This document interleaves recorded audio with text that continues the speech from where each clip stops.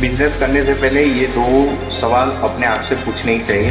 कोई एक पार्टनर ने फ्रॉड किया तो वो जो फ्रॉड किया है वो तो फ्रॉड करके भाग जाएगा, पर जो दूसरा पार्टनर है ना वो फंस जाएगा। कि पार्टनरशिप में फ्रॉड होने की संभावना है वो जाती हाँ है, जी। करता कोई है भुगतता कोई है। उसकी पास्ट लाइफ में उसने कुछ कर्म किए हैं, उसकी सजा वहाँ पे उसको नहीं मिली, यहाँ पे मिलेगी। आजकल क्या है, इमोशंस में आके फ्रेंड्स के साथ पार्टनरशिप कर लेते हैं। हाँ जी। शनि ने पहला काम ये किया कि सूर्य का सबसे पहला जो रथ था, उस रथ के जो घोड़े थे उसको अंधा कर दिया, सारथी को पंगु कर दिया और सूर्य को कुष्ठ रोग लगा दिया। तो जो हाँ जी। देवता अपने पिता को भी ना छोड़े वो कैसा न्यायाधीश हो सकता है, और इसीलिए इस पर शनि को न्याय का भगवान कहा जाता है। तो जितना नॉलेजेबल पर्सन जो होगा या लॉयर होगा उतना ही उसका जो करियर है वो ग्रो करेगा, प्रॉस्पर करेगा। Because if the lawyer doesn't know the law तो वो आगे काम नहीं कर सकता।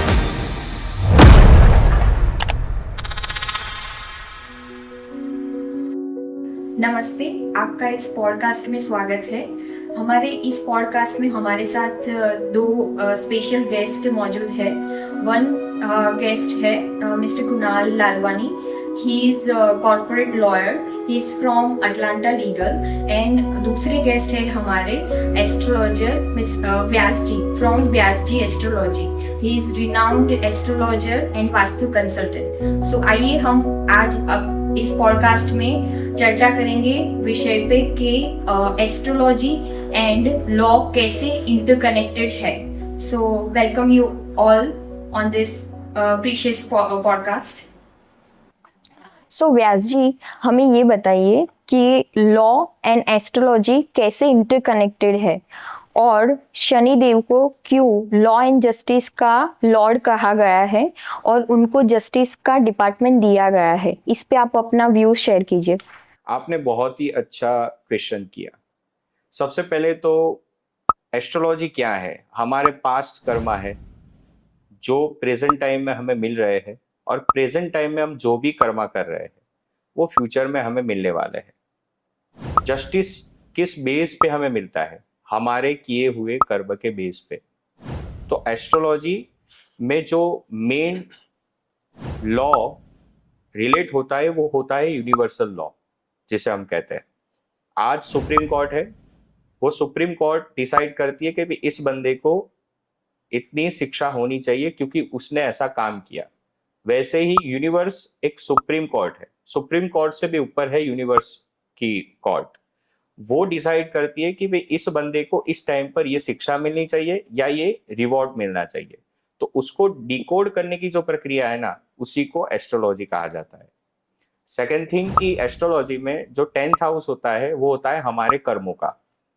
कर्मों के हिसाब को जानने के लिए हमें दशम भाव को देखना पड़ता है कि भाई इसके कर्मा कैसे है। और आपने दूसरा एक क्वेश्चन बहुत ही सुंदर पूछा। सैटर्न, जिसको हम जस्टिस कहते हैं या जस्टिस का देवता कहते हैं, न्याय प्रणाली जो है, जो अभी चल रही है पूरे विश्व में, न केवल भारत में, वो कहीं ना कहीं कर्मा के बेस पर ही चल रही है। कोई गुनहगार है, उसको अगर उसके गुनाह की सजा देनी है तो उसके लिए एक सिस्टम होना चाहिए। उसी तरह इस यूनिवर्स ने एक सिस्टम बनाया, या फिर भगवान ने एक सिस्टम बनाया और उसका कार्य सैटर्न को सौंपा। क्यों सौंपा? क्योंकि सैटर्न जब जन्मे थे, उनका बॉर्न हुआ था, तब से वो न्याय के देवता माने जाते हैं। सबसे पहला न्याय उन्होंने उनके पिता के साथ किया, क्योंकि उनके पिता सूर्य, उनके कुछ कर्म ऐसे थे और उसकी शिक्षा उनको जन्म के साथ ही दे दी। शिक्षा क्या दी? तो सबसे पहले जब जन्म हुआ शनि का, तो आपको शायद वो स्टोरी पता हो कि जन्म के बाद ही शनि ने पहला काम ये किया कि सूर्य का सबसे पहला जो रथ था, उस रथ के जो घोड़े थे उसको अंधा कर दिया, सारथी को पंगु कर दिया और सूर्य को कुष्ठ रोग लगा दिया। तो जो देवता अपने पिता को भी ना छोड़े वो कैसा न्यायाधीश हो सकता है? और इसी बेस पर शनि को न्याय का भगवान कहा जाता है। जी मैम। सो व्यास जी, आपने अभी ये बताया कि कोई लॉयर बन रहा है तो उसके पीछे क्या होरोस्कोप का कॉम्बिनेशन है, जस्टिस बन रहा है तो उसके पीछे क्या कॉम्बिनेशन है, और अगर कोई क्रिमिनल बन रहा है तो उसके पीछे कौन से कॉम्बिनेशन मैटर करते हैं एस्ट्रोलॉजी वाइज। सो आप अभी ये बताइए, कोई कोई अगर विक्टिम बन रहा है जिसके साथ अनजस्टिस होता है, सो क्या उसके लिए भी कोई कॉम्बिनेशन मैटर करता है एस्ट्रोलॉजी का? बिल्कुल, जैसे कि मैंने पिछली डिस्कशन में ही आपको बताया कि पिछले जन्म के कर्म उस वो एक बेस है कि उसको क्यों मिला, लेकिन कॉम्बिनेशन क्या होने चाहिए, जैसे कि जुपिटर खराब हो या जुपिटर 12th हाउस में हो, तो नॉट इवन कोर्ट रूम में, लेकिन बाहर की दुनिया में भी उसके साथ इनजस्टिस होता ही रहता है। अगर मान लीजिए कि जुपिटर खराब है, 12th हाउस में है, या डिग्रिकली सही नहीं है, जो न्याय अन्याय में बैलेंस करने वाले हैं, और साथ में एक ऐसा कॉम्बिनेशन बन रहा है जैसे कि हर्षद मेहता में बनता था, राहु और मंगल का, 4th हाउस में हर्षद मेहता, एक्चुअली में उसने फ्रॉड किया था, लेकिन ये नहीं कह सकते कि उसको इनजस्टिस हुआ है, जस्टिस ही हुआ था जो कि दुनिया के सामने है। लेकिन अगर उसकी कुंडली में जुपिटर की पोजीशन सही होती तो वो बच निकलता। राहु मंगल और जुपिटर ये खराब थे, उसको गुना करने पर प्रवृत्त किया मंगल और राहु ने, जस्टिस किया जुपिटर ने। तो आपका जो क्वेश्चन है कि अगर कोई व्यक्ति गुनाह नहीं भी करता तो भी उसको अपने लाइफ में कोर्ट रूम जाना पड़ता है, शिक्षा पानी पड़ती है, या फिर उसको सजा मिलती है। जी, तो आपने जो पूछा कि जिसके साथ क्राइम हुआ है तो क्या उसकी बर्थ चार्ट में भी कुछ ऐसे कॉम्बिनेशन हो सकते हैं या नहीं? बिल्कुल हो सकते हैं। अगर क्रिमिनल की बर्थ चार्ट में कॉम्बिनेशन बन रहे कि वो ऐसा क्राइम करने वाला है, तो जिसके जीवन में क्राइम हो रहा है, जिसके ऊपर ये हो रहा है, उसके बर्थ चार्ट में भी कॉम्बिनेशन बनेगा ही। वो कॉम्बिनेशन है कि फर्स्ट हाउस, पहला भाव अगर दूषित है या खराब है, या उस हाउस का लॉर्ड 6th हाउस में बैठा है, तो डेफिनेटली उसकी लाइफ में लोग या लोगों के द्वारा कोई क्रिमिनल एक्टिविटी हो सकेगी। लेकिन सपोज मानिए कि देखिए, क्रिमिनल या क्राइम होना वो बहुत वाइल्ड सब्जेक्ट है। कौन सा क्राइम होगा?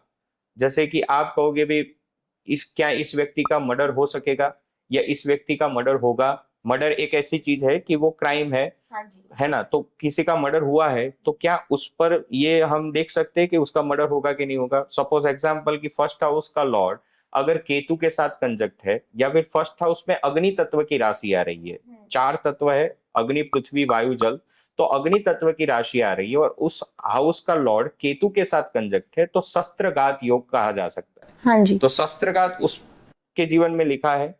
शस्त्रघात का मतलब क्या हुआ कि हो सकता है कि उसको कुछ लग जाए या फिर एक्सीडेंट हो जाए, हाँ, जिससे सेवियर इंजरी आए। एग्जैक्टली। लेकिन वो डिफाइन हम कैसे कर सकते कि कैसे होगा? एक्सीडेंट होगा या कोई मर्डर कर लेगा, तो उसमें थर्ड पर्सन की इन्वॉल्वमेंट होनी चाहिए। अगर थर्ड पर्सन की इन्वॉल्वमेंट है तो कोई व्यक्ति उसका मर्डर करेगा। जैसे कि उसकी मृत्यु होने की घटना को हम देख सकते हैं कि भाई इस व्यक्ति की मृत्यु कैसे होगी, किसके द्वारा होगी, तो वो 8th हाउस से भी देख सकते हैं।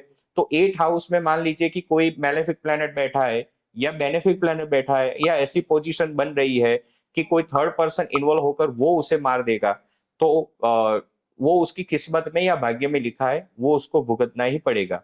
और ये लिखा होता है, किसी के साथ अगर क्राइम होता है तो वो भी होरोस्कोप से हम बिल्कुल ही जान सकते हैं और स्पष्ट जान सकते हैं। सो कुणाल जी, आप ये बताइए कि कॉर्पोरेट लॉ में कॉन्ट्रैक्ट ड्राफ्टिंग कितना मैटर करता है? मैं आपको सिंपल एग्जांपल दूंगा। आज कोई भी बिल्डिंग बनती है तो उसका बेस जो होना चाहिए वो बहुत स्ट्रांग होना चाहिए, तो ही वो बिल्डिंग खड़ी रहेगी और आगे तक चलेगी। सालों साल खड़ी रहना भी जरूरी है। तो आज कोई इन्वेस्टर या कोई बिजनेस ओनर कंपनी बनाना चाहता है तो उसका जो बेस होता है वो कॉन्ट्रैक्ट और एग्रीमेंट्स होते हैं। ठीक है, आज कोई बिजनेस रिलेशनशिप किसी के साथ बना रहा है, कोई अग्रीमेंट में किसी के साथ एमओयू कर रहा है, किसी के साथ पार्टनरशिप हो रही है कोई कंपनी की, तो एक अग्रीमेंट ही ऐसी चीज है जो डिफाइन होती है ऑन पेपर कि काम आगे कैसे होने वाला है, टर्म्स एंड कंडीशन सब कुछ क्लियर होता है, इम्प्लीकेशंस क्या होंगे पेमेंट नहीं आने के, पेमेंट टाइम पे नहीं देने के, जुरिस्डिक्शन क्या होगा, आर्बिट्रेशन क्लॉज क्या रहेगा, दोनों के राइट्स और लायबिलिटीज क्या रहेंगे, वो सब कुछ डिफाइन होता है। क्योंकि कल उठ के अगर कोर्ट में ये चीज जाती भी है तो कोर्ट हमेशा यही चीज चेक करेगी कि दोनों पार्टीज के बीच में कोई एग्रीमेंट या रिटर्न कॉन्ट्रैक्ट हुआ है कि नहीं हुआ है। अगर नहीं हुआ है तो वो बहुत सब्जेक्टिव मैटर हो जाता है, क्योंकि फॉर एग्जांपल हम दोनों अपोजिट लॉयर्स है किसी पार्टी के लिए, व्यास जी किसी और पार्टी को रिप्रेजेंट कर रहे हैं, मैं सामने वाली पार्टी को रिप्रेजेंट कर रहा हूँ, तो ये कुछ बोलेंगे कि बात तो ये हुई थी, मैं बोलूंगा नहीं नहीं बात तो कुछ और हुई थी। फॉर एग्जाम्पल आप बोलोगे कि 1 लाख का पेमेंट देने का था, मैं बोलूंगा नहीं नहीं 5 लाख का पेमेंट देना है, क्योंकि हमारी बात उस तरीके से हुई थी। तो जज किसका सच मानेंगे किसका नहीं, वो कैसे पता चलेगा कि सच कौन है झूठ कौन बोल रहा है। तो एक ऑन पेपर सब कुछ चीजें क्लियर रहती है ना, तो उसका फाउंडेशन भी स्ट्रांग रहता है, रिलेशनशिप्स भी क्लियर रहते हैं, बिजनेस रिलेशनशिप, और आगे चल के कुछ भी डिस्प्यूट खड़ा होता है तो इजीली सॉल्व कर सकते हैं। और सामने वाली पार्टी को भी डर होता है कि भाई नहीं मैंने एग्रीमेंट पे पेपर पे साइन किया है, उसको नोटराइज करवाया है या रजिस्टर करवाया है, तो वो चीज सामने वाले के मन में भी होती है कि नहीं अगर मैं नहीं दूंगा तो मुझे कोर्ट के धक्के खाने पड़ सकते हैं। अभी कुणाल जी आप ये बताइए कि अगर दो कंट्री के बीच में बिजनेस अलायंस हो रहा है, सो इन दैट केस आप कैसे क्लाइंट को अपना एक्सपर्टीज प्रोवाइड कर सकते हो with relate to contract drafting? Exactly क्या क्या पॉइंट्स उनको ध्यान में रखनी चाहिए? फॉर एग्जाम्पल 2 कंपनी है, एक इंडिया की है एक यूएस या ऑस्ट्रेलिया की है, तो वहाँ के इंडियन लॉज तो डिफरेंट है, यूएस लॉज अलग है या ऑस्ट्रेलियन लॉज अलग है, ठीक है। तो जहाँ के एक है ना इंटरनेशनल कमर्शियल कॉन्ट्रैक्ट बनता है, वहाँ पे पार्टीज के ऊपर होता है कि उनको कौन से कंट्री का लॉ फॉलो करना है, ठीक है। फॉर एग्जाम्पल इंडिया और ऑस्ट्रेलिया का हो रहा है तो पार्टीज के ऊपर होता है कि हमको इंडियन लॉ के हिसाब से जुरिस्डिक्शन चाहिए या ऑस्ट्रेलियन लॉ के हिसाब से चाहिए। तो वो एग्रीमेंट में पूरा डिफाइन होता है, और एग्रीमेंट में क्या सर्विसेज है, क्या गुड्स वो सप्लाई करने वाले हैं, कितने रेट पे देने वाले हैं, और टाइमली पेमेंट नहीं आया या टाइमली डिलीवरी ऑफ गुड्स नहीं हुई तो क्या उसके लीगल रेमेडीज है और क्या उसकी पेनल्टीज लगेगी, वो सब डिफाइन होता है। तो कल उठ के अगर कुछ भी डिस्प्यूट होता है पार्टीज के बीच में तो वो कॉन्ट्रैक्ट के हिसाब से ही गवर्न होगा, और इंटरनेशनल है तो वो आर्बिट्रेशन में, इंटरनेशनल आर्बिट्रेशन में ही जाएगा, जिसमें स्पीडी रिकवरी हो सकती है। हाँ स्पीडी उसमें चलता है ट्रायल, प्लस उसमें पार्टीज का भी रोल डिफाइन होता है। जैसे कि आर्बिट्रेशन में 2 चीज मैंडेटरी होती है, एक होती है सीट ऑफ आर्बिट्रेशन और दूसरा होता है venue of arbitration. For example अगर हमने ऑस्ट्रेलिया की कोई कंपनी के साथ कोई एमओयू साइन किया है, सो उसमें दोनों कंपनी के लिए विन विन सिचुएशन है कि हमें दुबई में आर्बिट्रेशन करना है, वो डिसाइडेड पहले से ही होगा। फर्स्ट ऑफ ऑल एमओयू जितने भी कंपनीज कर रही है वो लीगली वैलिड नहीं है। अगर रजिस्टर्ड हो तो? रजिस्टर्ड इन द सेंस जैसे कि स्टैम्प पेपर पे है, नोटरी है, तो भी वो वैलिड नहीं है अनलेस एंड अनटिल उसमें कंसिडरेशन पे हुआ है। तो अगर कंसिडरेशन पेड है तो सब कुछ लीगल है, कोर्ट उसको कंसिडर भी कर सकती है।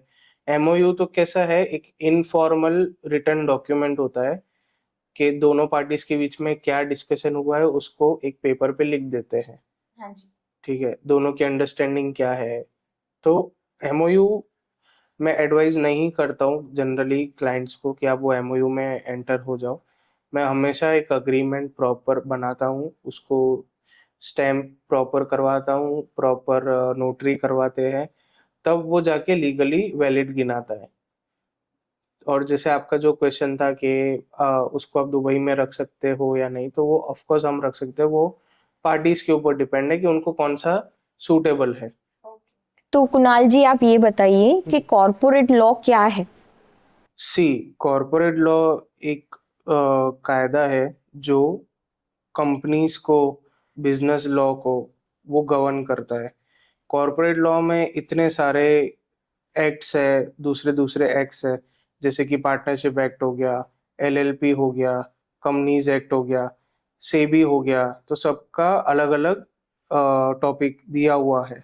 तो सबके ऊपर एक एक एक्ट बना हुआ है, जो जिस हिसाब से अगर कंपनी को सेबी की गाइडलाइंस एप्लीकेबल होती है, कंपनीज एक्ट की तो ऑब्वियसली होती है, तो वो गाइडलाइंस और प्रोविजंस के हिसाब से कंपनीज को कंप्लाई करना पड़ता है। और वो बहुत ज़रूरी है, क्योंकि कल उठ के कोई भी बोल सकते हैं कि कुछ भी ऑफेंस हो गया, या किसी ने नॉन कंप्लाइंस किया, कोई कंपनी ने नॉन कंप्लाइंस किया, तो वो चीज़ कंपनी के ऊपर भारी पड़ सकती है। इवन उनके डायरेक्टर्स जो है, उनके ऊपर भी एक ह्यूज पेनल्टी आ सकती है। तो वो सब चीज़ें क्लीन रखने के लिए कॉरपोरेट लॉ बहुत ज़रूरी है। और इंडिया में अभी कॉरपोरेट लॉ ग्रोइंग स्टेज पे है, वो फुल्ली ग्रोन नहीं हुआ है, क्योंकि क्या है कि अभी चैलेंजेस धीरे धीरे पता चलते हैं गवर्नमेंट को भी। तो जैसे जैसे चैलेंजेस आ रहे हैं, वैसे वैसे गवर्नमेंट लॉज में चेंजेस ला रही है। अभी इन्वेस्टमेंट अपॉर्चुनिटीज इंडिया में बढ़ गई है, ठीक है। तो इन्वेस्टमेंट अपॉर्चुनिटीज को देख के गवर्नमेंट ने अच्छे रूल्स निकाले, एमएसएमई रूल्स निकाले, एमएसएमई रिकवरी रूल्स निकाले। तो एमएसएमई भी एक कॉरपोरेट लॉ का पार्ट है। ओके, आगे मैं आपसे जानना चाहूंगी कि एमएसएमई की आपने जो बात की, सो एमएसएमई किन लोगों को बेनिफिशियल है, वो कैसे बिजनेस को बेनिफिट पहुंचा सकता है? जैसे कि अभी अपने देखते हैं कि बहुत सारे यंग जनरेशन के लोग बिजनेस करना चाहते हैं। उनको ऐसा है कि मुझे अपना खुद का स्टार्टअप करना है, तो वो जीरो से सब स्टार्ट करना चाहते हैं। तो जो यंग कंपनीज है, वो यंग कंपनीज को एमएसएमई में रजिस्टर होना चाहिए, बिकॉज उन एमएसएमई के रजिस्ट्रेशन के बेनिफिट्स बहुत सारे हैं। एमएसएमई लोन्स मिलती है, गवर्नमेंट ग्रांट्स मिलती है, और इन केस कोई डिस्प्यूट, अर्ली डिस्प्यूट आ जाता है और कोई कमर्शियल डिस्प्यूट आ जाता है, तो एमएसएमई का एक एडजुडिकेटिंग अथॉरिटी खुद का भी है, जो मीडिएशन भी करवाता है। और उनका इंटरनल मीडिएशन ही इतना अच्छा है कि उनको कोर्ट तक आने की जरूरत नहीं पड़ती है। तो एक्सपीडिटियसली वो अपना इश्यूज रिजॉल्व कर सकते हैं, उनको रेगुलर कोर्ट्स में जाने की कोई रिक्वायरमेंट नहीं है। जो जस्टिस के लिए अलग से कोड डिफाइन किया हुआ है स्पेसिफिकली फॉर एमएसएमई डिस्प्यूट्स। हाँ जी। फॉर एग्जाम्पल, कोई दो कंपनी है, तो एक कंपनी ने उनको गुड्स सप्लाई किए, दूसरी कंपनी ने पेमेंट नहीं किया, तो ऑन टाइमली बेसिस, हाँ, या पेमेंट बिल्कुल ही नहीं किया, तो वो एमएसएमई का एक रिकवरी प्रोसीडिंग्स भी होता है। उस प्रोसीडिंग्स के अंदर एप्लीकेशन डाल के जो एमएसएमई को जिससे रिकवर करवाना है, वो रिकवरी करवा के इजीली अपना पैसा निकलवा सकते हैं, और सेटलमेंट भी होता है उनका।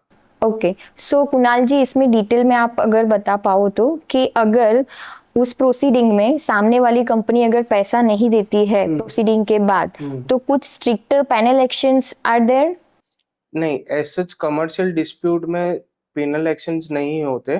पेनल्टी इसी बेस पे लगती है कि आपने इतने टाइम तक आपको पेमेंट करना चाहिए था, बट आपने पेमेंट नहीं किया, तो आपको इंटरेस्ट एंड पेनल्टी लगेगी। बट स्टिल वो एडजुडिकेटिंग अथॉरिटी पे डिपेंड है, मीडिएशन जो करवाते हैं, कि वो कितना इंटरेस्ट उनको ग्रांट करके दे रहे, कितनी पेनल्टी उनको ग्रांट करके दे रहे। अगर वहां पे भी उनका सॉल्यूशन नहीं निकलता है, तो ऑब्वियसली कोर्ट के रास्ते तो खुले ही है। सो कोर्ट के रास्ते में अगर ऐसा हो सकता है कि जो कंपनी या जो भी बिजनेस एंटिटी है वो पेमेंट नहीं कर रही है, तो उसकी क्लोजिंग प्रोसेस तक जा सकता है? हाँ, वो स्पेसिफिकली कंपनी लॉ के अंदर होता है। एनसीएलटी एक स्पेशलाइज्ड कोर्ट है फॉर कंपनीज ओनली।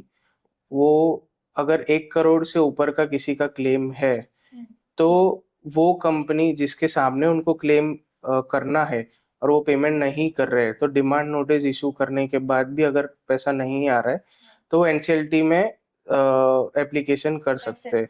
मतलब सेक्शन 7 भी है और सेक्शन 9 भी है। कंपनी क्लोज करवा सकते हैं। अगर इसका मतलब ये हुआ कि आपने अगर किसी को गुड्स और सर्विसेज सप्लाई किया हुआ है और अगर आप एमएसएमई के अंडर में रजिस्टर्ड हो और ये प्रोसेस में अगर जा रहे हो, लीगल प्रोसेस में, रिकवरी की प्रोसेस में, और वो प्रोसेस के फाइनल स्टेज तक नोटिस इश्यू होता है और अगर सामने वाली कंपनी पेमेंट नहीं करती है तो वो कंपनी लीगली क्लोज कर सकते हैं।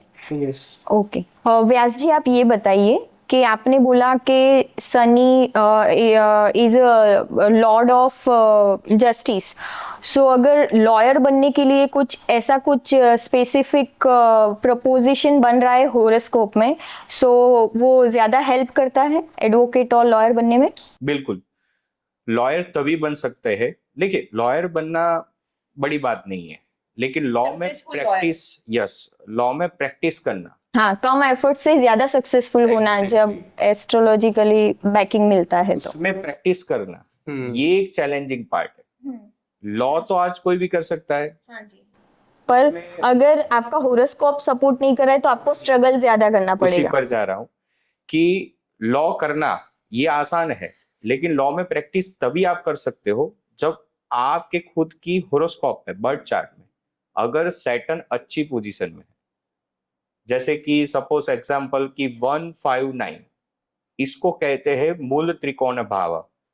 तो मूल त्रिकोण भाव में यदि सैटर्न है, या जितने भी लॉ में प्रैक्टिस अभी कर रहे हैं, हाँ जी। मैंने ऑल्सो कुणाल भाई की होरोस्कोप भी देखी है, तो उनकी होरोस्कोप में 9th हाउस में सैटर्न की पोजीशन बता रहा है और जुपिटर के साथ में है, इसीलिए ये लॉ में प्रैक्टिस कर रहे हैं। तो 159 में अगर सैटर्न है, शनि है, तो वो अच्छे लॉयर बन सकते हैं।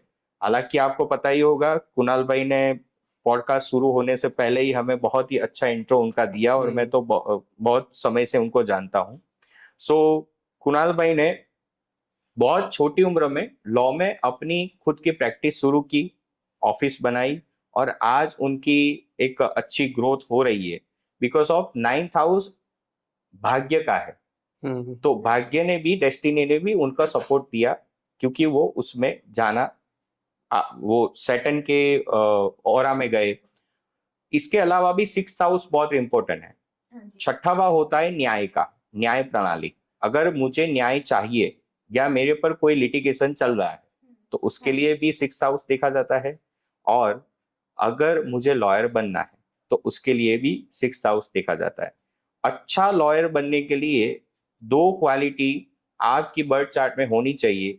एक तो सैटर्न की पोजीशन अच्छी होनी चाहिए, दूसरा आपका 6th हाउस या 6th हाउस का लॉर्ड अच्छा सपोर्ट देना चाहिए। इसके अलावा एक तीसरी कंडीशन ये भी है कि वो जो व्यक्ति है वो खुद भी न्याय पर भरोसा रखने वाला होना चाहिए। ये सबसे बड़ा है। न्याय पर कौन भरोसा करता है? अच्छा, मुझे ये बताइए कि 9 ग्रहों में से न्याय करने वाले ग्रह भले ही शनि है, लेकिन न्याय पर भरोसा किस ग्रह को होता है, या कौन सा ग्रह ऐसा है जो न्याय पर सबसे ज्यादा भरोसा करे? शायद आप कहोगे कि शनि है या सूर्य। एग्जैक्टली, जुपिटर, क्योंकि जुपिटर ही है जो सबसे ज्यादा न्यायिक है। वो कभी नॉलेजेबल है और किसी का बुरा नहीं चाहते। तो जुपिटर अगर अच्छा है तो वो व्यक्ति अपने प्रोफेशन में बहुत आगे अच्छे से ग्रो कर सकेगा, स्पेसिफिकली लॉ में। सो इससे हम इंटरप्रेट कर सकते हैं कि जिसका जुपिटर पावरफुल हो वो जुडिशरी में जस्टिस की पोजीशन में या जज की पोजीशन में अपना करियर परस्यू कर सकते हैं। बिल्कुल कर सकते हैं, बिकॉज ऑफ, जैसे मैंने आपको कहा कि 6th हाउस होता है न्याय का या जस्टिस का या फिर लिटिगेशन का, लेकिन जस्टिस के लिए मुझे न्याय चाहिए तो 4th हाउस, मतलब 6th हाउस से 4th हाउस गिनना पड़ता है। जैसे कि ये जो लैंग्वेज है, वो जो एस्ट्रोलॉजी जानते हैं वो इजीली समझ पाएंगे।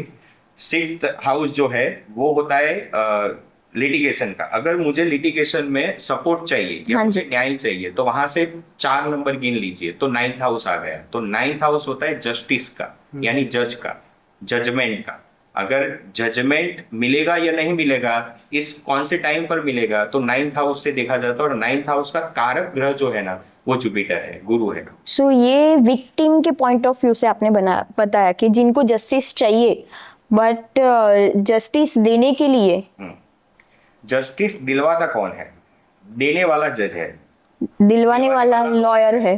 और पाने वाला गुनेगार है। सो आप इस पे थोड़ा व्यूज शेयर कीजिए जी। कि ये तीनों में कौन कौन से ग्रहों के प्रोपोजिशन बन रहे हैं, जो अगर है तो उस तीनों रिस्पेक्टिव फील्ड में वो सक्सेस हो सकते हैं। जी। जैसे कि कोई एक पर्सन है जिसको जस्टिस चाहिए, जिसके साथ कुछ हुआ है, दूसरा पर्सन है लॉयर जो उसको जस्टिस दिलवा रहा है, तीसरा पर्सन है कि सब देख के जजमेंट पास कर रहा है। सो ये तीनों के क्या क्या होरोस्कोप वाइज बिल्कुल, बहुत ही अच्छा प्रश्न है ये, और दर्शक मित्रों को भी ये जानने की उत्सुकता होगी। और मैं एक क्वेश्चन ऐड करना चाहूंगी कि अगर किसी के साथ कुछ अनजस्टिस हुआ है तो उसके होरोस्कोप में ऐसा क्या बन रहा है कि उसको वो अनजस्टिस फेस करना पड़ा है। जैसे कि किसी के साथ रेप हुआ है, किसी के साथ डोमेस्टिक वायलेंस हुआ है, सो ऐसी क्रिमिनल एक्टिविटीज मतलब होती है।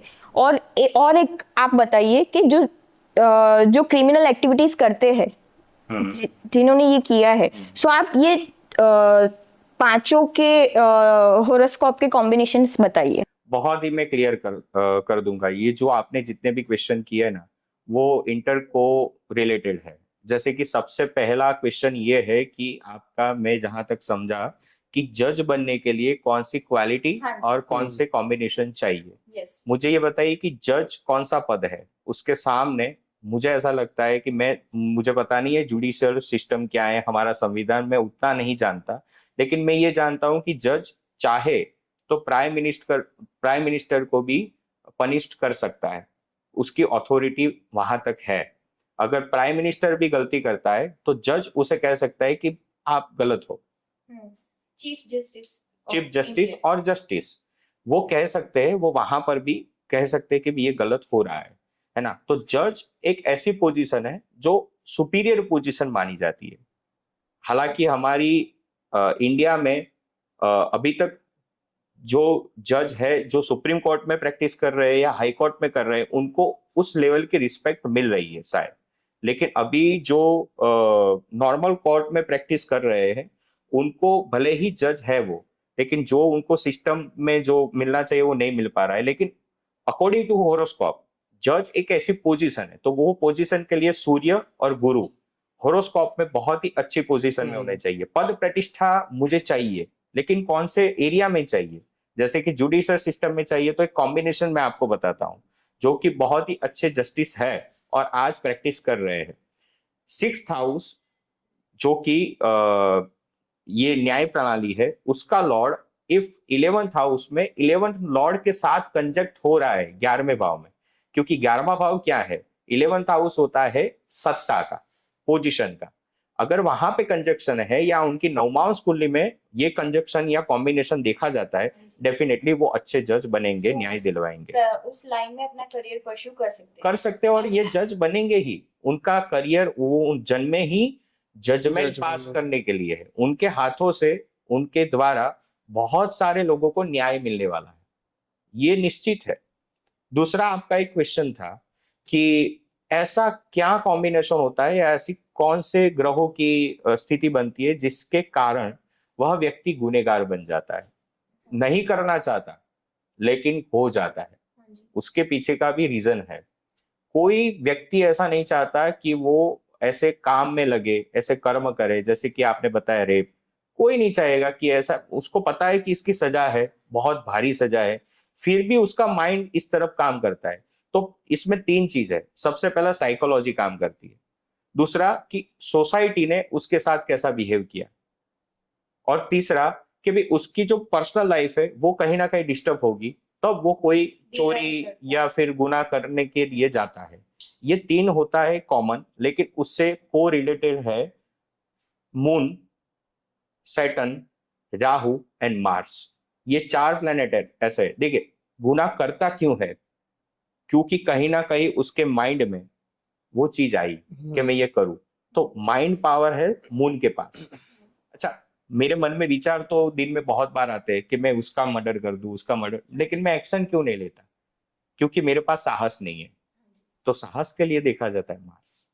तो मंगल कहीं ना कहीं खराब हो, चंद्र खराब हो, या इन दोनों का कॉम्बिनेशन राहु के साथ बने, तब वह व्यक्ति कहीं ना कहीं ना चाहते हुए भी गुना क्रिमिनल बन जाता है। या फिर यूं कह लीजिए कि जब उसकी दशा आती है, जैसे कि राहु की दशा आई मार्स में, तब वो ना चाहते हुए भी गुनाह कर ही लेता है। उसको न्याय मिलेगा नहीं मिलेगा, आपका थर्ड क्वेश्चन है लॉयर पे। सो मैं ऐसा उससे समझ सकती हूँ कि नो वन इज, वैसे तो ऐसे बोलते हैं कि no one is born criminal, but अगर होरोस्कोप वाइज देखने जाए तो वो ऐसे कॉम्बिनेशन के साथ ही बॉर्न होता है कि उसको उस डायरेक्शन में ले जाता है, सिचुएशन ऐसी बन जाती है कि वो क्रिमिनल बन जाता है। और ये हम पहले से जान सकते हैं।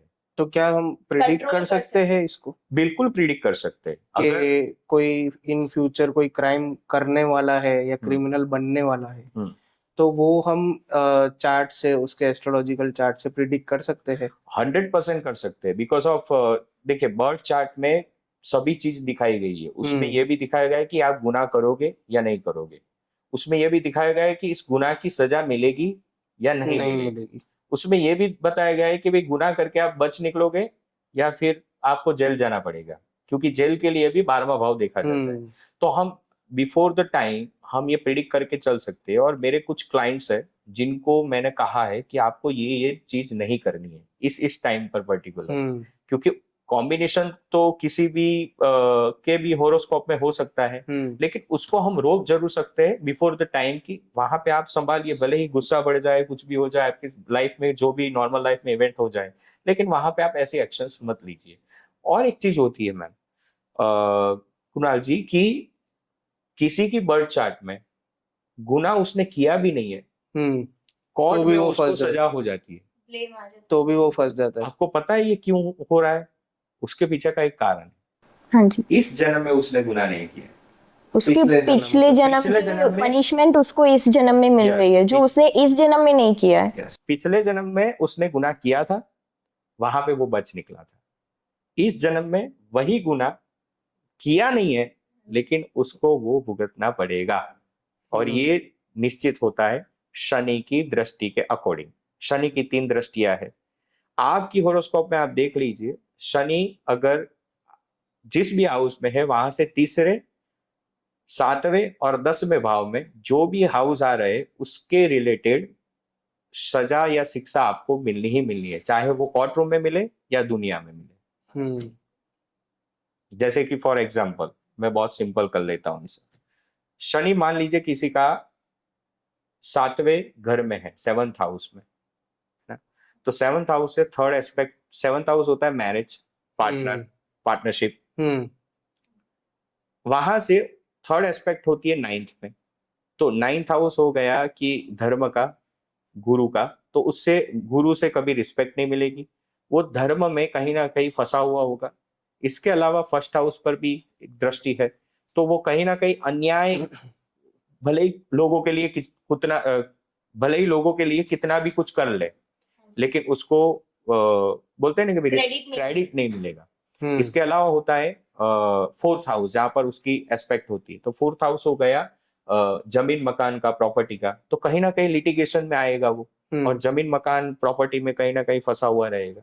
तो शिक्षा, मैंने कहा कोर्ट रूम से बाहर भी होती है, जो यूनिवर्सल शिक्षा होती है, वो इस तरह देखी जाती है। तो आजकल मैं ये बहुत देख रहा हूँ कि यंग कपल्स जो है, जिनकी अभी रिसेंटली 1-2 साल में शादी हुई है, 5 साल से कम हुए हैं शादी को, तो वो अभी जो डिवोर्स केसेस ज्यादा फाइल हो रहे हैं, तो क्या हम ये चीज भी प्रिडिक्ट कर सकते हैं कि अगर फॉर एग्जांपल एक्स पर्सन है, वो आज शादी करेगा तो उसकी नेक्स्ट 2 या 3 साल में डिवोर्स होने के चांसेस है, या उसके फर्स्ट मैरिज अच्छी नहीं चलेगी, वो चांसेस है, या कुछ भी हम वो चीज प्रिडिक्ट कर सकते हैं या नहीं कर सकते? बिल्कुल, पहले से ही हम करते आ रहे हैं। हाँ, और आज भी हम प्रिडिक्ट कर रहे हैं, लेकिन डिपेंड कि आप किस तरह और कैसे कंसल्टेशन ले रहे हो। जनरली क्या है कि आज मैच मेकिंग के लिए अगर एस्ट्रोलॉजर के पास जाते हैं, या ज्यादातर लोग प्रीफर नहीं करते, लोग ऐसा कहते हैं कि हम तो भाई बिलीव नहीं करते होरोस्कोप में, है ना। तो जाते हैं तो 3 चीज पूछते हैं कि भाई कुंडली मिल रही है या नहीं मिल रही। पहला गुणांक जिसे बोलते हैं, दूसरा नाड़ी दोष है या मंगल शनि है या नहीं। इनसे वो डिसाइड कर देते कि भाई मैरिज हो जाएगी। जैसे कि फॉर एग्जाम्पल किसी के 24 या 27 गुण मिल रहे हैं तो बोल देते हैं कि भाई कुंडली अच्छी है। लेकिन ज्यादातर डाइवोर्स के केस में आप देखोगे गुण मिल रहे हैं, कुंडली मिल रही है, फिर भी डाइवोर्स होते हैं। उसका रीजन मैं आपको बताऊं, 7th हाउस होता है मैरिज लाइफ का, है ना। अब डाइवोर्स दोनों के हो रहे हैं, दोनों के हो रहे हैं, एग्जैक्टली। किसी एक का तो डाइवोर्स होगा नहीं होगा, तो दोनों के होरोस्कोप में, बर्थ चार्ट में डाइवोर्स के योग होने चाहिए। अब ये कैसे पता चल सकता है, तो किसी भी हाउस का पिछला भाव, जिसे भावाद भावम कहा जाता है।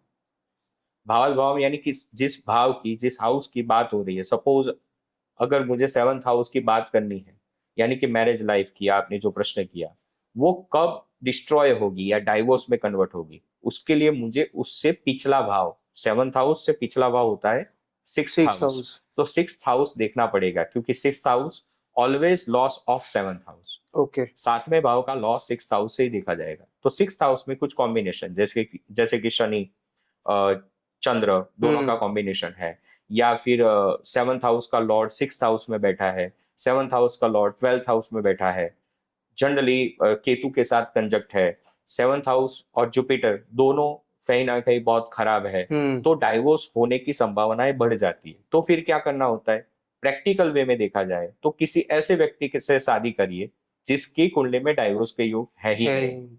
तो होगा क्या, संघर्ष होगा, डाइवोर्स नहीं होगा। तो ये प्रिडिक्ट कर सकते हैं, बहुत सरल है। इसके रिलेटेड और एक क्वेश्चन मैं आपसे पूछना चाहूंगी कुणाल जी, कि आजकल हम इंडिया में देख रहे हैं कि हमारा जो इंडियन जुडिशरी सिस्टम है, सो वो वुमन के टुवर्ड्स वुमन वेरी लीनियंट है, वुमेन्स के बिहाफ में वो ज्यादा है। सो इसके लिए कहीं ना कहीं इनजस्टिस हो जाता है मेल को। सो आपको लगता है कि जुडिशरी सिस्टम में कुछ चेंजेस आने चाहिए? देखो, वुमन एम्पावरमेंट हमेशा अच्छा है, ठीक है। मैं ये नहीं बोलता हूँ कि वुमन एम्पावरमेंट अच्छा नहीं है, बट वुमन एम्पावरमेंट के साथ साथ में मेंस का जो राइट है, इंडियन सोसाइटी में जो मेन की वैल्यू है, वो धीरे धीरे डे बाय डे थोड़ी कम होती जा रही है। क्योंकि वुमन को लेके सब लोग इतना इनसेंसिटिव हो चुके हैं कि सिर्फ वुमन वुमन वुमन करके मैन को तो कोई देख ही नहीं रहा है। अभी 2-3 केसेस ऐसे रिसेंटली हुए हैं, एक अतुल सुभाष का हुआ है, फिर अभी रिसेंटली वो मानव सिंह करके कोई बंदा था, उसने भी सुसाइड किया बिकॉज ऑफ उसके शादी में डिस्प्यूट्स चल रहे थे, फैमिली में डिस्प्यूट्स थे, वाइफ के साथ रिलेशंस अच्छे नहीं थे। तो ये मैं चीज बहुत देख रहा हूँ कि जहाँ अभी मैन शादी को लेके काफी सीरियस हो रहे, but to the contrary female को इतना ज्यादा फर्क नहीं पड़ रहा है उस चीज से, और ज्यादातर डाइवोर्स केसेस फीमेल ही फाइल कर रही है। बिकॉज एक क्वेश्चन ये भी है कि क्या चेंजेस हो सकते हैं अगर आप मान लीजिए कि आप को ये अथॉरिटी दी जाए कि भाई मेल के लिए और फीमेल के लिए, दोनों के लिए एक समान कानून लागू हो, तो इसमें आप ये चीज पे इंडियन गवर्नमेंट आई थिंक उन्होंने काम करना स्टार्ट कर दिया है। पार्लियामेंट में प्रपोजल भी रखा गया है जेंडर इक्वालिटी लॉस का।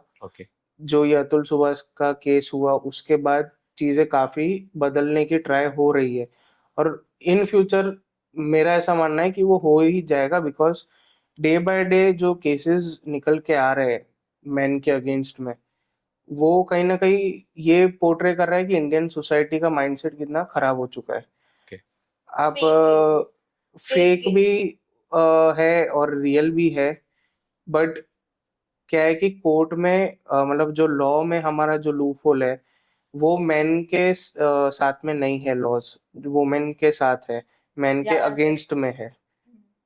तो मैं ये चाहता हूँ, अपने ऑडियंस को भी ये रिक्वेस्ट करना चाहता हूँ कि आप भी लड़िए मैन के राइट के लिए, वरना तो लोगों की मेंटालिटी ऐसी हो जाएगी कि वो आगे चल के शादी करना ही बंद कर देंगे। सही है आपकी बात।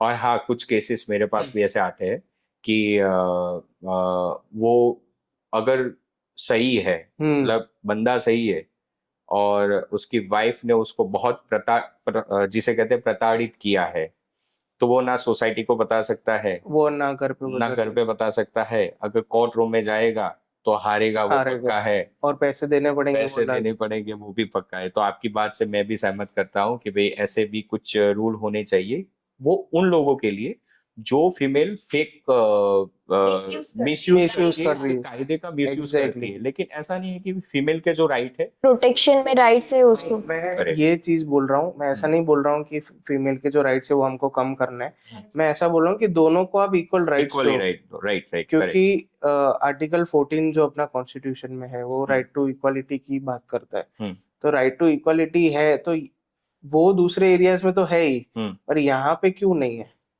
तो एस्ट्रोलॉजिकल पॉइंट ऑफ व्यू से मैं ये कहूँ कि शनि की तरह इक्वली, चाहे बाप सबको। हो या चाहे महादेव हो, हाँ। या चाहे महान भक्त शिव भक्त रावण हो, हाँ।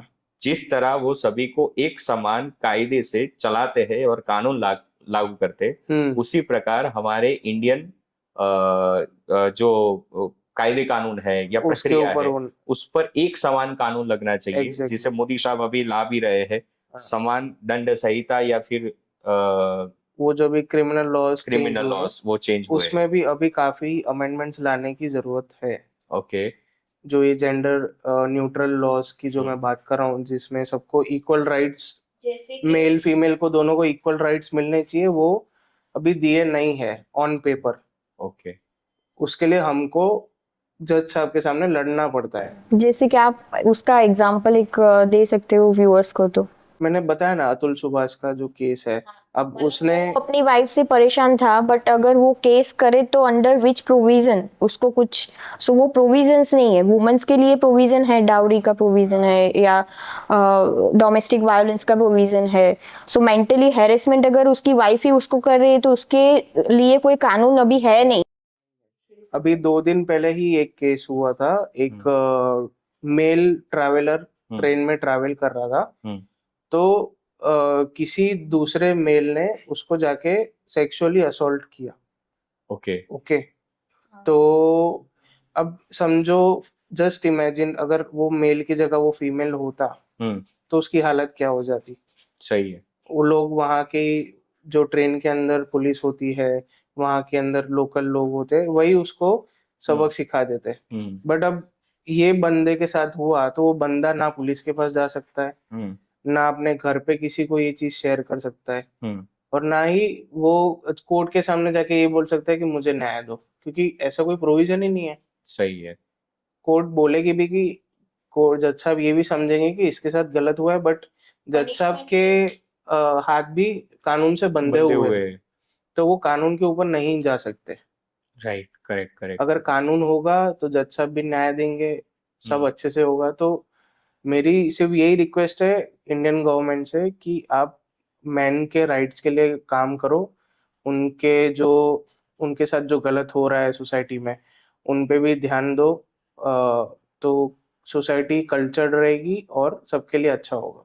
सो कुणाल जी, आप ये बताइए, जो अभी न्यू अपकमिंग लॉयर्स हैं, जो अभी लॉ फील्ड में करियर बनाना चाहते हैं, तो आप उनको क्या एडवाइस करोगे? उनको क्या क्या चीज़ें पहले से ध्यान में रखनी चाहिए? उनको प्रैक्टिस में जाना चाहिए या कंपनी में एम्प्लॉयमेंट में जाना चाहिए? आप अपना थोड़ा गाइडेंस उनके लिए शेयर कीजिए। देखो, अभी जो अपकमिंग लॉयर्स है, जो अभी लॉ स्कूल में पढ़ रहे हैं या कहीं इंटर्नशिप्स कर रहे हैं, तो जॉब या तो प्रैक्टिस वो उनका खुद का चॉइस है। उनको जिसमें कंफर्टेबल लगता है, जिसमें उनको खुद से काम करने की इच्छा होती है, उसमें ही उनको जाना चाहिए। मैं तो यही सजेस्ट करूंगा, क्योंकि काम हमेशा ऐसा होना चाहिए ना जो खुद से हम कर सके, हमको ऐसा ना लगे कि हमारे ऊपर कोई फोर्स कर रहा है। तो काम में मजा है, काम करने की इच्छा हो, वही काम हमेशा करना चाहिए। और जो लोग प्रैक्टिस में जाना चाहते हैं, तो मैं तो ये सजेस्ट करूंगा कि आप अपना रीडिंग और नॉलेज गेन करना कभी भी मत रोकिए, बिकॉज लॉ फील्ड ऐसी है ना जो गुरु से गवर्न होती है, यस राइट। तो गुरु हमेशा नॉलेज को डिफाइन करते हैं। तो जितना नॉलेजेबल पर्सन जो होगा या लॉयर होंगे, उतना ही उसका जो करियर है वो ग्रो करेगा, प्रॉस्पर करेगा। Because if the lawyer doesn't know the law, तो वो आगे काम नहीं कर सकता। तो लॉ जितने और हजारों लॉज है, ऐसा नहीं है कि कुछ स्पेसिफिक लॉज है हमारे कंट्री में। हमारे स्टेट वाइज भी लॉज अलग है, सेंट्रली भी हमारे लॉज अलग है। तो हमको स्टेट वाइज भी लॉज देखने पड़ते हैं। फॉर एग्जांपल कोई मुंबई का मैटर है, या कोई बोलते हैं ना कोई रिमोट एरिया है, जैसे कि मणिपुर हो गया या कुछ हो गया, तो उनके भी लॉज, अगर कोई केस आता है तो वहाँ के भी लॉज देखने पड़ते हैं। स्पेशली ये सब प्रॉपर्टी के केसेस में देखना पड़ता है, क्योंकि प्रॉपर्टी के लॉ स्टेट वाइज डिफरेंट है। कुणाल जी, आप ये बता सकते हैं उनको कि उनको as a student phase apart from studies क्या क्या मटेरियल अभी से रेफर करना चाहिए, या कोई केसेस अगर वो कोर्ट में जाके देख सके, या ऑनलाइन अगर कुछ भी अवेलेबल हो तो आप उनको सोर्सेस अभी बता सकते हो तो। Best practice to learn the law is go to courts. आप कोर्ट में जाके हियरिंग्स सुनो। अगर आप कोई पर्टिकुलर हियरिंग सुन रहे हो तो आप उसको रोज सुनो, मतलब जब जब डेट लग रही है आप हर डेट पे जाके सुनो। तो आपको वो केस फॉलो करोगे तो आपको पता चलेगा कि केस में चल क्या रहा है। और उसमें अगर फॉर एग्जांपल कोई क्रिमिनल केस चल रहा है, ठीक है, तो और वो मर्डर ट्रायल है या हाई कोर्ट में कोई बेल एप्लीकेशन है, तो वो बेल एप्लीकेशन को आप फॉलो करो।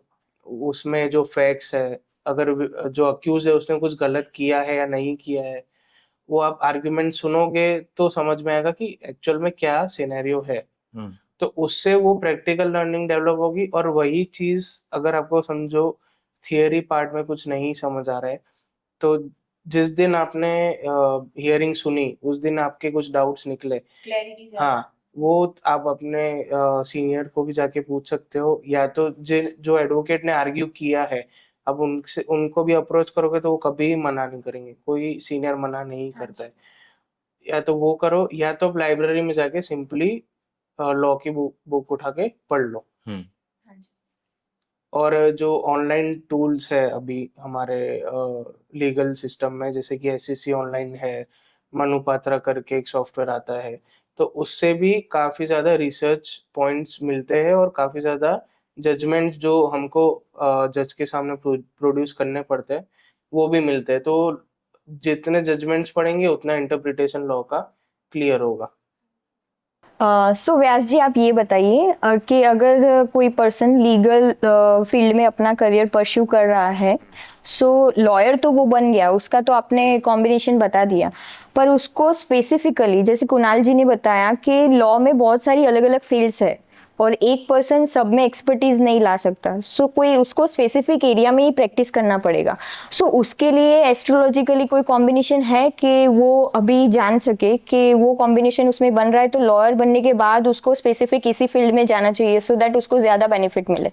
बहुत ही अच्छा क्वेश्चन है और लोगों को बहुत ही अच्छे से हेल्प हो सकता है। ऐसा क्वेश्चन है, बहुत सारे लॉयर जो अभी प्रैक्टिस कर रहे हैं वो उनको पता नहीं कि कहाँ किस डायरेक्शन में उनको जाना चाहिए। तो ये बाय होरोस्कोप हम बिल्कुल जान सकते हैं। जैसे कि लॉ की पढ़ाई खत्म होने के बाद अगर मान लीजिए कि किसी की बर्थ चार्ट में कॉर्पोरेट लॉ का सेक्शन बन रहा है कि भी वहां पे जाकर वो प्रैक्टिस करे और वो क्रिमिनल में चला जाता है, तो क्या होगा कि भाई वो कहेगा भाई लॉ में कोई कमाई नहीं है, उसको एफर्ट ज्यादा देना पड़ेगा वहां पे, क्योंकि वो बना है कॉर्पोरेट के लिए। सो वो क्या मैं कॉम्बिनेशन वही बता रहा हूँ।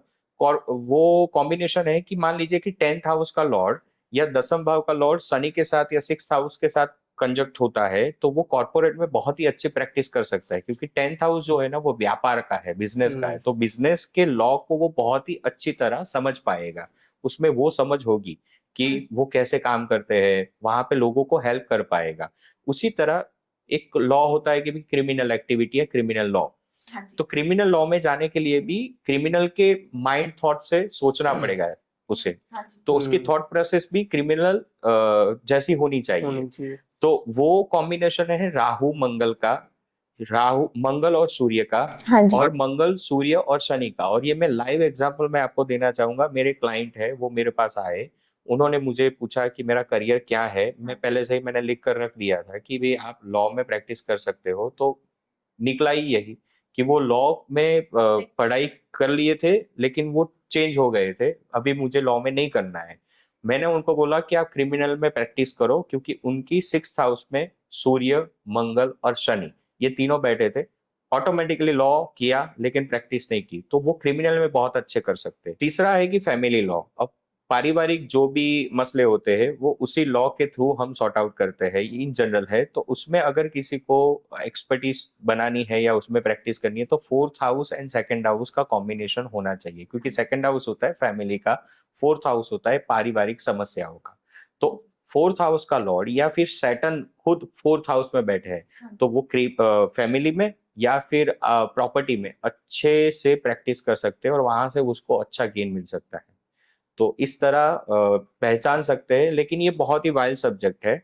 सिर्फ होरोस्कोप देखकर हम ये नहीं कह सकते, उसके लिए नवमांश कुंडली और कार्मिक कुंडली जिसे बोलते हैं D10 चार्ट, उससे हम पता लगा सकते हैं कि पर्टिकुलर पैसा कौन से एरिया से बनेगा या कहाँ पे प्रैक्टिस करेगा, तो वहां से वो सक्सेस हो पाएगा। So it's a deep research thing. Yes yes, इसके लिए स्पेसिफिक कंसल्टेशन लेना कंसल्टेशन लेना ही पड़ेगा और पड़ेगा, पर्सन टू पर्सन अलग होगा वो। अलग होगा। तो अच्छे एस्ट्रोलॉजर से मिलकर या फिर हमारी संस्था से मिलकर अगर कोई कंसल्टेशन लेता है तो हम डेफिनेटली उसको अच्छा गाइडेंस प्रोवाइड कर सकते हैं। ओके, अभी कुणाल जी आप ये बताइए कि अगर कोई न्यू बिजनेस स्टार्ट करना चाहता है, सो लीगली उसको कौन सी एंटिटी में रजिस्टर करना चाहिए और कैसे वो इंडिया में कर सकता है? फॉर इंडिया आप बताइए कि कैसे कैसे वो अपनी एंटिटी को रजिस्टर करके बेटर उसको प्रोटेक्ट कर सकता है। ठीक है, जनरली तो 3 टाइप के एंटिटीज होती है। हाँ जी। पहला है कंपनी, दूसरा है पार्टनरशिप, तीसरा है सोल प्रोप्राइटरशिप। हाँ जी। ठीक है, तो सोल प्रोप्राइटरशिप से मैं स्टार्ट करता हूँ। जो आपके आजू बाजू जो नॉर्मल शॉप वाले हैं, जो सिंगल ओनर्स है, जो जो नॉर्मल दुकान पे जो लोग बैठते हैं, वो सोल प्रोप्राइटरशिप में काम करते हैं। तो उनका बिजनेस बहुत सिंपल है कि जो प्रॉफिट हुआ, जो लॉस हुआ, वो सब मेरा। उसमें कोई पार्टनरशिप नहीं है, कोई किसी का शेयर नहीं है हाँ। कि उसका इन्वेस्टमेंट भी उसका है पूरा, और जो रिस्क है वो भी उनका ही है, और लॉस है तो भी वो भी उनका ही है। हाँ जी। ठीक है। दूसरा है पार्टनरशिप। पार्टनरशिप में मिनिमम 2 पार्टनर्स होने चाहिए। और पार्टनरशिप का एक और बोल सकते हैं कि एक और क्राइटेरिया है या एक और कैटेगरी है जो बोलते हैं LLP। LLP मतलब लिमिटेड लायबिलिटी पार्टनरशिप। अब इन दोनों में क्या डिफरेंस है मैं बताता हूँ। नॉर्मल पार्टनरशिप में जो इन्वेस्टमेंट लाता है वो तो नॉर्मल लाता ही, LLP में भी दोनों पार्टनर्स को इन्वेस्टमेंट मिनिमम लाना पड़ता है। बट क्या है कि नॉर्मल पार्टनरशिप में जो रिस्क होता है ना, वो हाई रहता है। वो पर्सनल असेट्स तक आ सकता है। फॉर एग्जांपल, कोई एक पार्टनर ने फ्रॉड किया, तो वो जो फ्रॉड किया है वो तो फ्रॉड करके भाग जाएगा, पर जो दूसरा पार्टनर है ना, वो फंस जाएगा। ठीक है, क्योंकि जो भी लायबिलिटी आएगी, या अभी GST फ्रॉड पार्टनरशिप में बहुत देखते हैं अपने, हाँ जी। जो फेक ITC क्लेम करके GST डिपार्टमेंट से चीटिंग करते हैं, तो एक पार्टनर भाग जाता है और दूसरे को कुछ बताता भी नहीं है, और उसको बेचारे को कुछ पता भी नहीं होता है कि क्या हो रहा है मेरे पीठ पीछे। हाँ जी। तो उस केस में क्या है कि वो पार्टनर लीगली वो लायबल है, उसकी भले personal ही assets में से भी भले ही हाँ, उसकी पर्सनल एसेट्स में से ही उसको रीपेमेंट करना रहेगा। हाँ जी। पार्टनरशिप की एसेट्स तो जाएगी ही जाएगी, जो पार्टनरशिप है उसकी तो जाएगी ही, प्लस उनका जो घर है, जो उन्होंने जो पर्सनल एसेट्स बनाई है कमा के, जो वो भी उनके जा नाम पे सकती है अगर फ्रॉड का अमाउंट बहुत बड़ा है तो। ऐसा ही एक केस मेरे रिसेंटली एक क्लाइंट के साथ हुआ था। उन्होंने सेम GST का फ्रॉड उन्होंने किया था, and that fraud went up to 300 CR। Oh, तो वो पार्टनर जो इनोसेंट है, जिसको कुछ फ्रॉड का ABC भी नहीं पता है, वो उसका तो बेचारे का घर भी बिक गया। अब वो ऐसी हालत है कि वो रोड पे आ सकता है हाँ कभी ना जी। कभी। हाँ जी।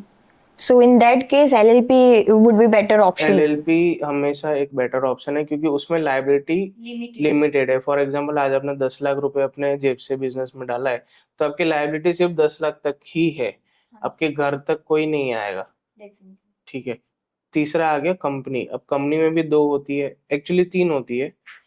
One is private, second is public limited, third is OPC.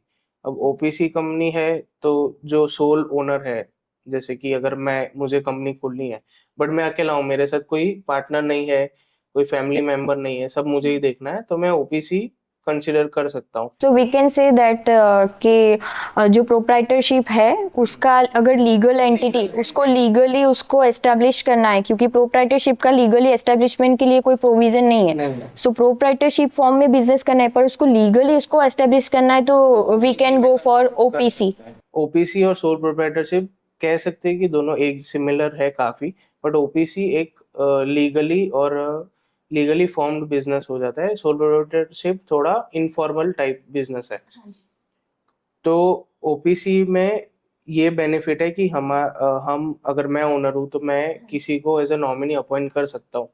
तो अगर मेरे डेथ के बाद या मेरे इनकैपेसिटी के बाद वो नॉमिनी ओनर बन के बिजनेस आगे चला सकता है, बट सोल प्रोप्राइटरशिप में ऐसा नहीं होता। वो बिजनेस वहीं पे एंड हो end हो जाएगा जाता है। अगर प्रोप्राइटर की डेथ होती है तो। एग्जैक्टली। तो फिर अगर किसी को कंटिन्यू करना है तो फिर न्यू उसको फॉर्मेशन करना पड़ेगा। अब प्राइवेट लिमिटेड कंपनी में मिनिमम 2 डायरेक्टर्स की जरूरत होती है। ठीक है। 2 शेयर होल्डर है, वो अपना इन्वेस्टमेंट तो ला ही रहे, प्लस अगर ऐसा लगता है कि और इन्वेस्टमेंट की जरूरत है कंपनी में तो थर्ड शेयर होल्डर को भी हम इंक्लूड कर सकते हैं और इन्वेस्टमेंट का साइज बड़ा कर सकते हैं। इस तरीके से कंपनी को ग्रो करने में भी हेल्प होगा और कंपनी को कभी इन्वेस्टमेंट की प्रॉब्लम नहीं आएगी। Third is public limited company. अब पब्लिक लिमिटेड कंपनी में जो शेयर्स है वो फ्रीली मार्केटेबल है। सो दर्शक मित्रों, आज हमने दोनों पॉइंट ऑफ व्यू से जाना, एस्ट्रोलॉजी और लॉ दोनों को कंबाइन करके आपको नॉलेज प्रोवाइड किया। हमारे साथ गेस्ट और होस्ट दोनों थे, दोनों ने बहुत ही अच्छा आपको ज्ञान और मैंने भी आपको अच्छा ज्ञान देने की कोशिश की है। आशा है कि आपको ये कंटेंट बहुत ही अच्छा लगेगा और आप इसकी सराहना कमेंट बॉक्स में अवश्य करोगे। अगर आपके कुछ प्रश्न है, क्वेश्चन है, तो कमेंट में आप बिल्कुल कर सकते हो। वीडियो पसंद आए तो लाइक करिए, कमेंट करिए और बने रहिए हमारी चैनल पर। नमस्कार, आप सभी का आभार। जय श्री कृष्ण।